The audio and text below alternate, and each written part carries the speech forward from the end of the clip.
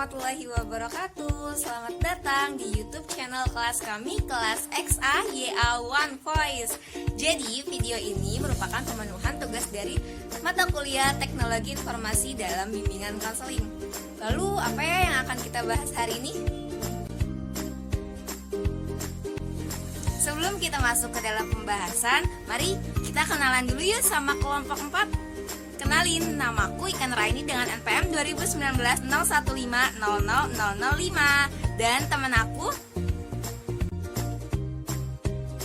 Assalamualaikum teman-teman. Assalamualaikum warahmatullahi wabarakatuh. Selamat siang Ibu Febi, selamat siang teman-teman semuanya.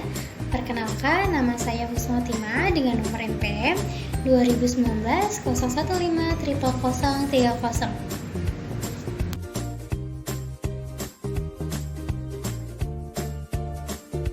Hai semua, hai Bu Febi. Assalamualaikum warahmatullahi wabarakatuh. Perkenalkan, nama saya Aldi Sanjaya, NPM 2019-015-000006.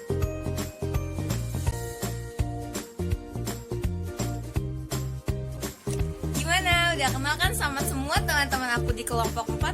Jadi di video ini kita bakal ngebahas yaitu pemanfaatan teknologi informasi di dalam bimbingan konseling. Wah, emang ada ya sangkutannya teknologi dengan bimbingan konseling? Oh, tentu ada teman-teman. Jadi kalian bakal tahu dan terus simak video ini dari awal sampai akhir. Jangan lupa di like, comment, and di subscribe.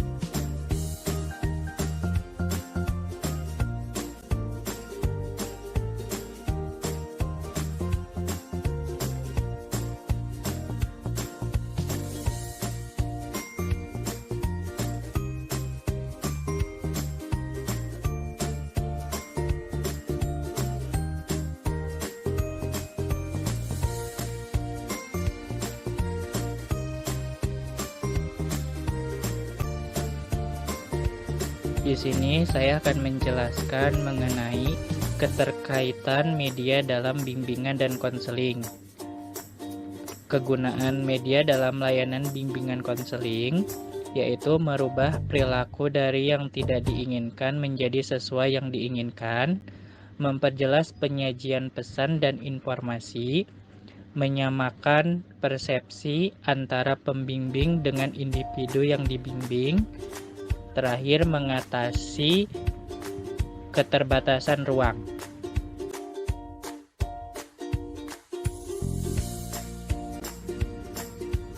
Manfaat media dalam layanan bimbingan konseling di sini ada 8. Pertama, dapat mengatasi berbagai keterbatasan pengalaman peserta didik. Kedua, dapat mengatasi ruang kelas. Ketiga, memungkinkan adanya interaksi langsung antara peserta didik dengan lingkungan. Keempat, menghasilkan keseragaman pengamatan. Kelima, dapat menanamkan konsep dasar yang benar, konkret, dan realitas. Keenam, dapat membangkitkan keinginan dan minat baru. Ketujuh, dapat membangkitkan motivasi dan merangsang peserta didik untuk belajar. Kedelapan, dapat memberikan pengalaman yang integral dari yang konkret sampai kepada yang abstrak. Untuk slide selanjutnya akan dijelaskan oleh teman saya. Silakan.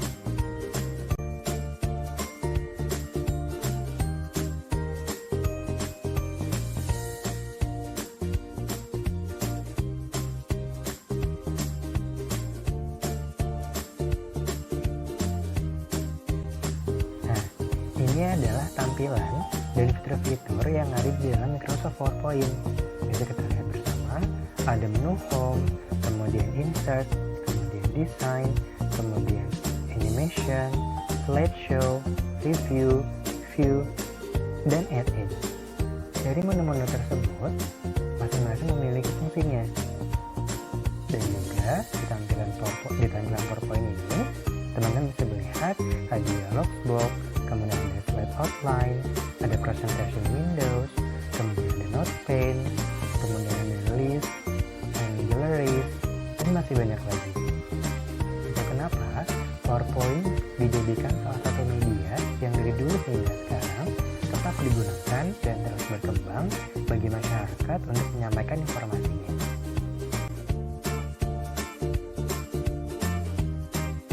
Nah, kita masuk ya, kelebihan-kelebihan apa aja sih yang dimiliki oleh Microsoft PowerPoint sehingga bisa menjadi media yang dari dulu hingga sekarang digunakan untuk menyampaikan informasi-informasi. Yang pertama, penyajiannya menarik karena ada permainan warna, huruf, animasi, atau bahkan bisa menyisipkan gambar dan juga video di dalamnya. Yang kedua, lebih merangsang anak untuk mengetahui lebih jauh informasi yang disajikan. Yang ketiga, pesan yang disampaikan informatif karena secara visual lebih menarik. Yang keempat, tenaga pendidik tidak perlu banyak menerapkan bahan ajaran yang dibawakan karena di dalam Microsoft PowerPoint sudah banyak fitur-fitur yang bisa digunakan oleh tenaga pendidik.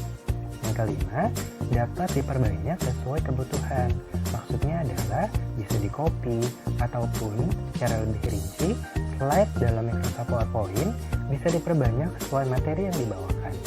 Kemudian, Microsoft PowerPoint juga bisa dibuka secara berulang. Apabila memang ingin dibuka kembali, bisa dibuka secara fleksibel. Yang terakhir, dapat disimpan dalam bentuk data optik. Contohnya di dalam CD, disket, flash disk, dan juga hard disk, sehingga praktis dibawa kemana saja.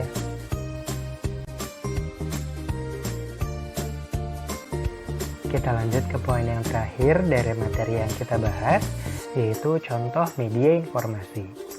Seiring dengan perkembangan zaman, sebenarnya banyak media yang bisa digunakan untuk menyampaikan suatu informasi, baik yang berbasis internet ataupun non-internet.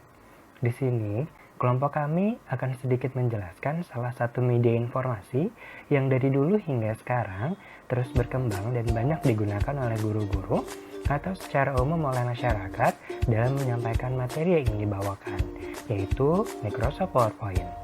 Pasti sudah tidak asing lagi untuk kita mendengar Microsoft PowerPoint. Yap, Microsoft PowerPoint adalah sebuah software milik perusahaan Microsoft yang berbasis multimedia. Di dalam komputer atau laptop, biasanya Microsoft PowerPoint sudah dikelompokkan pada Microsoft Office. Seiring dengan perkembangan teknologi, perusahaan Microsoft pun ikut mengembangkan software ini. Biasanya semakin tinggi versi Microsoft yang terinstal pada komputer atau laptop kita, maka software ini pun akan semakin beragam fitur-fiturnya.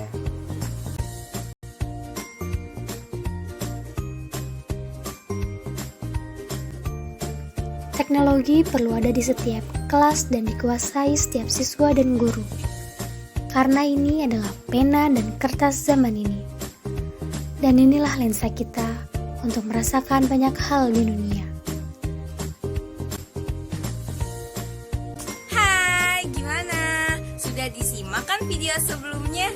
Oke, mari kita tarik kesimpulan bahwasannya media pembelajaran dapat membantu proses belajar mengajar, dan dengan adanya media pembelajaran juga dapat meningkatkan motivasi dan semangat siswa untuk belajar, bahkan dapat berpengaruh pada psikologi siswa loh.